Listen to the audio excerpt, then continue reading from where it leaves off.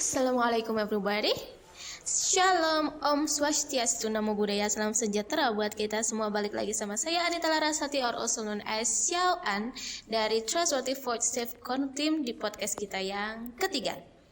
Kali ini kita punya tema yang menarik diperbincangkan di kalangan mahasiswa nih belakangan ini.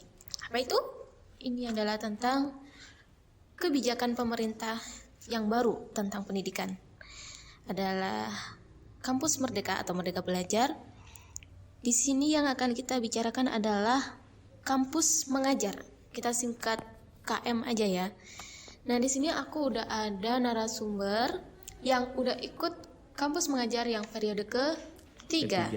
Oke, selamat pagi. Selamat pagi, halo. Bisa kenalan dulu. Oke, kenalkan nama saya Igo Narendraning. Dari Prodi Bahasa Inggris angkatan tahun 2019. Dipanggil siapa? Bisa dipanggil Igo. Oke, Igo. Kita langsung aja bahas ya. Yoi. Oke. KM3 membanggakan nggak sih ikut KM3 itu?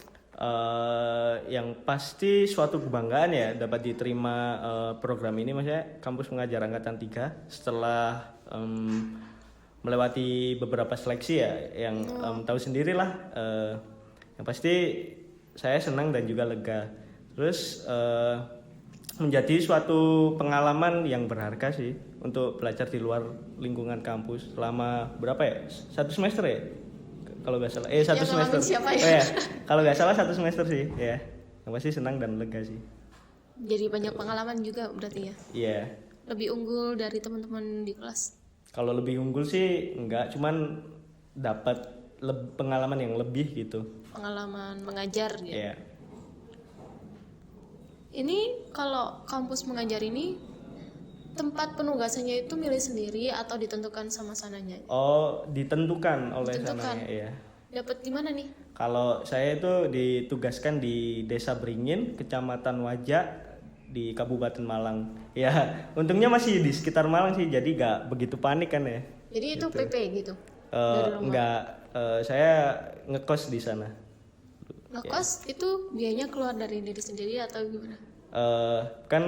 Program kampus mengajar ini kan dapat uang saku kan ya, dapat uang saku, jadi lumayan lah buat bayar kos sama menghidupi kecukupan hari-hari di sana. Enak dong ya kalau dapat uang saku. Ya lumayan lah. Pokoknya yang duit itu enak pokoknya. Terus keadaannya lingkungan di sana itu sekolahnya, gurunya, atau mungkin juga siswa-siswanya itu gimana tuh keadaannya? Kalau lingkungan sekolah sih pasti agak berantakan kan ya, mungkin karena baru melaksanakan itu kegiatan belajar mengajar secara offline atau daring kan. Oh, iya. Jadi habis pandemi, kalau guru dan siswanya mungkin masih beradaptasi ya habis itu online. Semuanya masih adaptasi Ya, berarti. masih beradaptasi ya. Tapi so far bisa sih gitu. Lumayan enak. Enak. Fasilitasnya juga mendukung buat? Fasilitasnya ada beberapa yang kurang mendukung sih, maksudnya kan sekolah ini kan akreditasinya B, itu masih banyak kekurangan kayak nggak ada TU, terus kamar mandi buat siswanya itu kayak nggak layak dipakai gitu, agak miris sih. Perlu perbaikan itu berarti ya? Iya, perlu. Terus kalau buat KM3 kan ini pengalaman pertama ya ikut KM. Ada persiapan nggak? Persiapan entah dari pribadi atau mungkin dari kampus gitu? Kalau persiapan ya, sebelum kita diterjunin itu kami dikasih pembekalan dalam waktu 1 bulan. Ya. Kami mempersiapkan apa saja yang akan kami terapkan di sekolah tersebut. Jadi pembekalannya selama 1 bulan. Materi gitu, cara ngajar, tips-tips gitu ya. Kalau dari kampus sendiri ya ikut pembekalan itu ya. Kalau dari kampus sendiri kemarin itu kami mengikuti kelas tambahan micro teaching selama 1 bulan juga. Oh, berguna berarti. Iya. Suka dukanya kalau ikut KM3 apa nih? Aduh. Banyak sukanya atau dukanya nih Pak? Yang pasti banyak sukanya ya. Kalau pengalaman suka dan duka, sukanya saya dikasih kesempatan untuk mengajar adik-adik siswa-siswi SD di sana ya, di sekolah sana. Terus ya senang sih karena mereka itu suka berpartisipasi gitu dan aktif pas saya yang mengajar. Juga banyak guru-guru yang ikut membantu pas kami itu jalanin program kerja.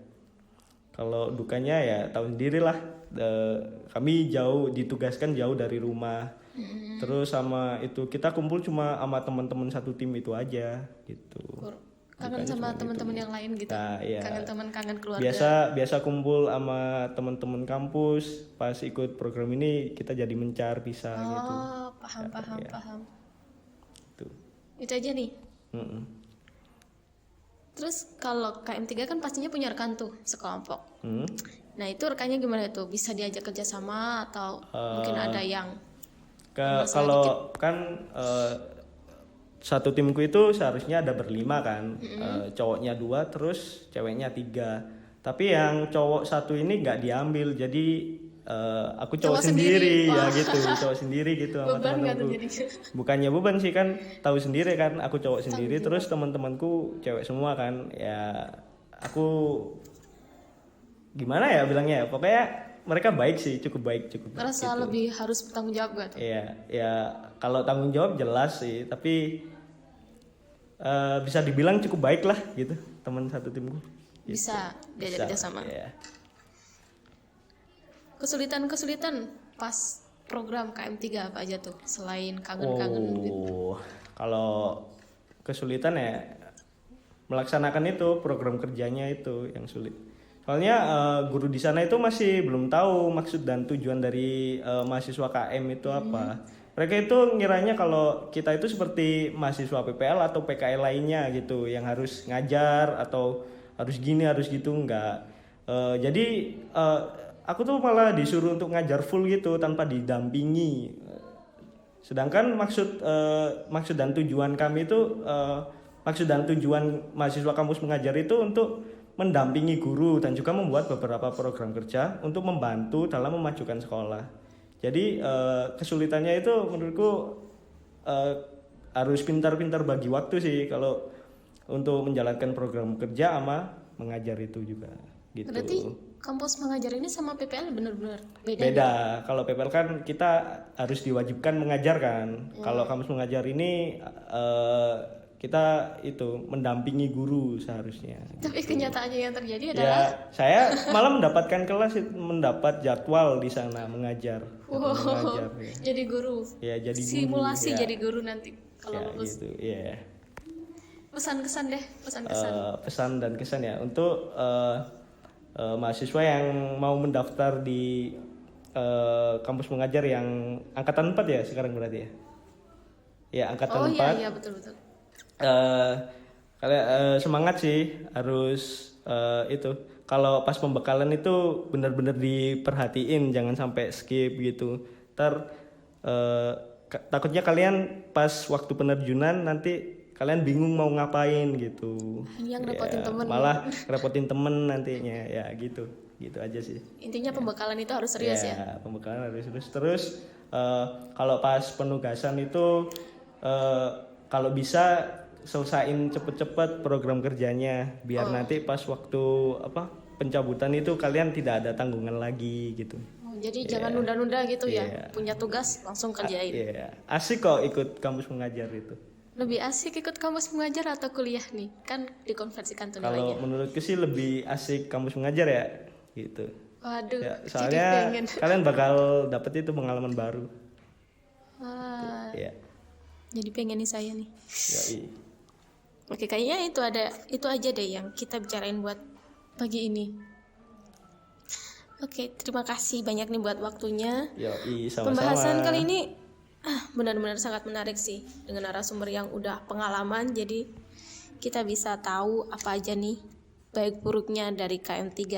Buat kalian-kalian yang mungkin tertarik sama kampus mengajar, udah gak usah ragu, daftar aja. Siapa tahu nanti seleksi kepilih, lumayan tuh buat pengalaman, juga buat menambah kemampuan diri dalam mengajar.